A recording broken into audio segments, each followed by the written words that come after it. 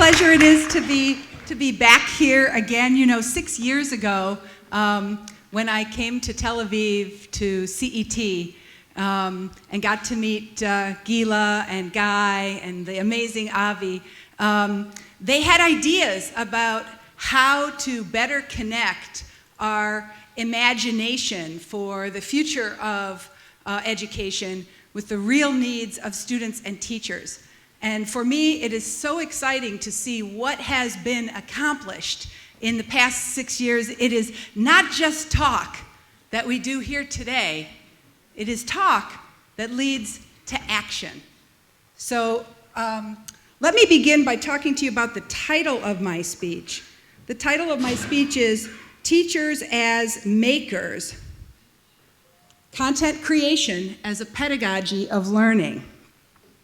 So I guess, now I got to, not being a PC person, let's see if I can use this new technology.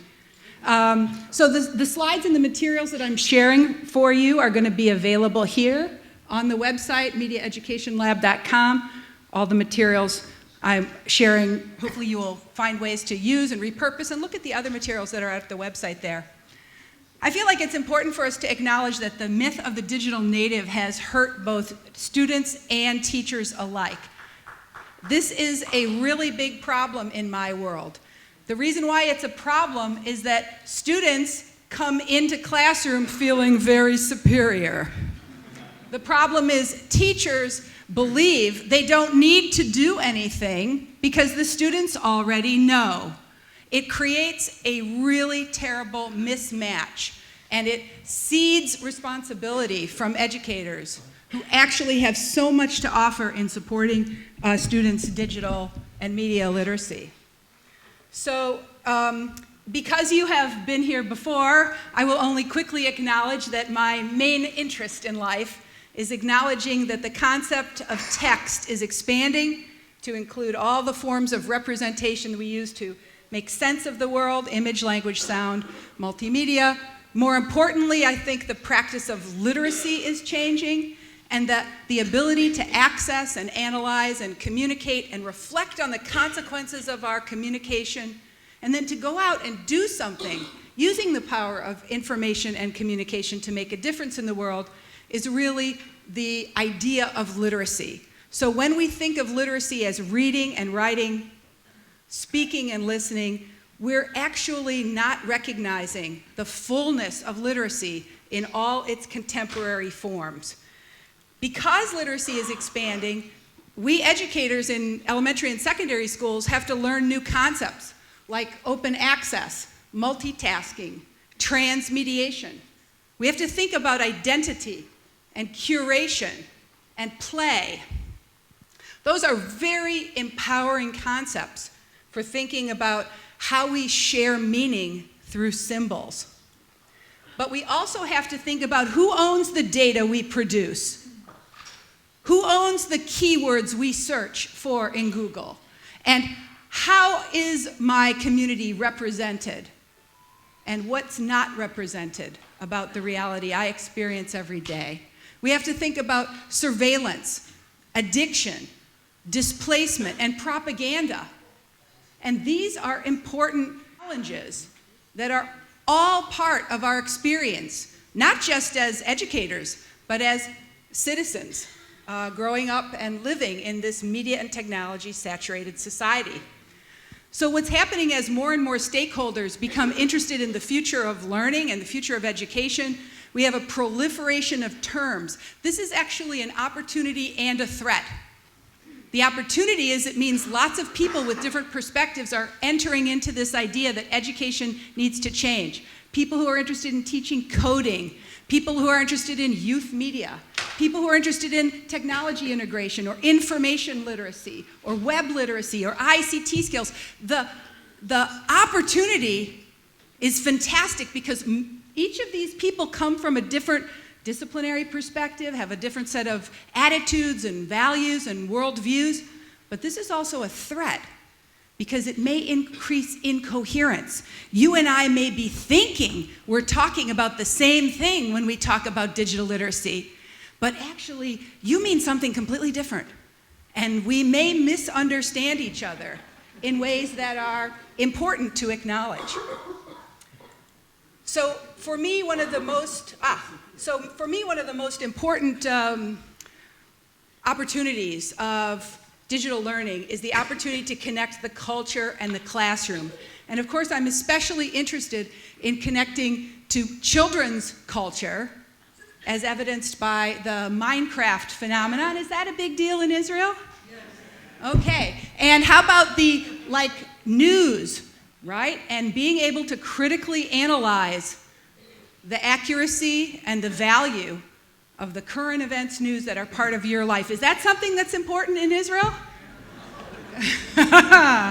So I think that making connections between what we do in school and what happens in the world is vital. Part of the reason why students are so unsatisfied with their learning experiences, they perceive it to be irrelevant. They perceive there to be no connection between what we do in school and the needs, the genuine, real needs of what the world needs now. That's partly why I'm so interested in using art forms like hip-hop to introduce kids to literary concepts and to the power of language and symbolism. As an English teacher myself, I see popular culture as a tremendous source of opportunity to help students understand the power of expression for personal identity, for social identity, and for connecting to cultures past and present. I think one thing we're becoming pretty aware of is that ubiquitous access to online media is making the stand and deliver model of teaching obsolete. And of course, in my ideal world, this wouldn't be a 10-minute talk. We'd be doing a workshop. Yes, indeed, the idea of the teacher teaching and the listeners listening is really what we're trying to move away from. But we all understand that there's an art to creating a digital literacy learning environment. And one thing I think is terribly underrepresented in the field of educational technology right now is the art that teachers do as they create a learning environment that uses face-to-face, digital, print, sound, and other media forms. The artistry in that is phenomenal. And I've been in love with going into teachers' classrooms and watching them work. And the best 10% of American teachers are doing remarkable things in digital learning. So to tell you the truth, I'm not that interested in them anymore. I'm interested in the 90% of teachers in the United States who aren't using these tools. Do you have any of those in Israel? Teachers who aren't using digital and media technologies? Aha. So I want to share with you what I've been doing the last few years. I'm just going to share you the story of just the last 9 months in one school district. I teach a graduate course online to teachers from all over the country. And I also teach teachers in a school district that's very close to my house. About 30 of us. We meet for 40 hours, 1 week in the summer, and then once a month during the school year. And I want to show you the learning progression of teachers who went from non-users of technology. These are teachers who have a smart board in their classroom and never turned it on. Do you have any of those in Israel? Okay. So I want to show you what learning progression looks like. Now, let me warn you. I want you to be prepared to be underwhelmed. This morning you saw a lot of fancy things, and I'm not going to show you anything very fancy. But I want you to notice how teachers, when teachers are invited to be makers, how teachers grow, and how that growth then affects what they do with their own students. Okay? So let's begin. We first have to understand the deep psychology that helps teachers reflect on their own reasons for even caring about digital media. So for instance, we learned that this teacher was a teacher 2.0, helping students use media and technology to connect with and learn from others. She loved the idea that she might be able to have an author visit, right? And connect her students to an author, maybe using Skype. This teacher's values reflected her interest in connecting her students to other learning experiences. This teacher, however, had a completely different orientation. When we talked to her, we discovered she was a spirit guide. She was interested in helping students use media to support their social and emotional well-being. She was concerned about cyberbullying. She was aware that kids were actually using digital media in hurtful, destructive ways. And she wanted to create a safe and respectful place in her classroom to address that we need to be ethically responsible in face-to-face and in online communication situations. Her motives were different. So we developed a horoscope. It's a 48-item questionnaire. If you go online, you can find out what is your motivation for digital and media learning. We found there are 12 different motivations. So some teachers are trendsetters who want to connect to students' experience with popular culture. Others are tastemakers. I'm a bit of a tastemaker when the test shows. I want students to appreciate culturally important media in history, art, literature, and science. Of course, I'm a demystifier, hoping to pull back the curtain on how media is constructed. But many teachers that we encounter are professors, wanting students to gain content knowledge by using media and technology to advance learning goals, right? Or motivators, cultivating students' autonomy and independent learning to go as far as they can. What we learned is that when teachers become media creators themselves, they gain a lot of confidence. Teachers aren't going to do anything they don't feel confident in doing. So, what we did with teachers was we asked them to do creative activities using a variety of creative tools.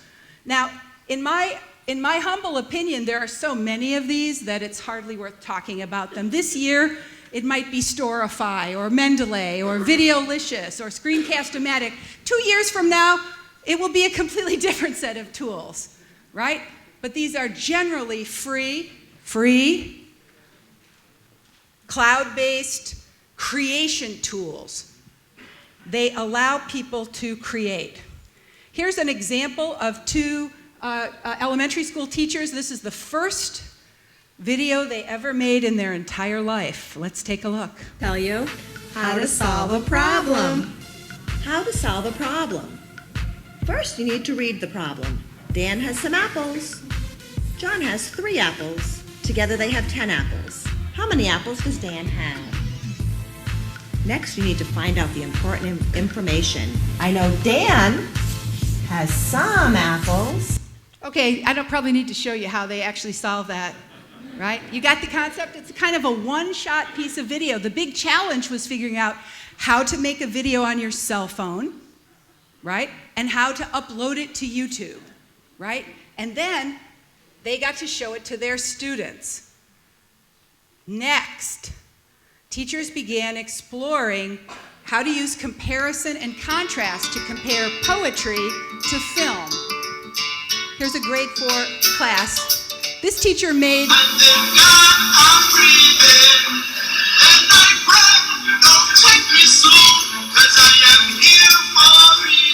children are watching a short film about a little boy who helps an old lady cross the street. You see, she's got a heavy set of packages. He takes the packages from her. They cross the street. This teacher made a short video to show her students learning. And eventually, teachers started showing lesson plans. For instance, in this case. Me again. I'm going to walk you through the 2 Common Core framework documents by going through a sample lesson. Today's lesson will be grade 4, informational text, looking at standard 4.5. She's using Google Tools. Describe the overall structure. Our focus She's showing us. is going to be on cause She's showing us the actual. Let me see if I can show this to you. She's of showing events, ideas, concepts. She's showing the actual activity, and it includes a digital activity for children to do. She uses a tool called Poplet, where kids watch a video and then they make their summary online.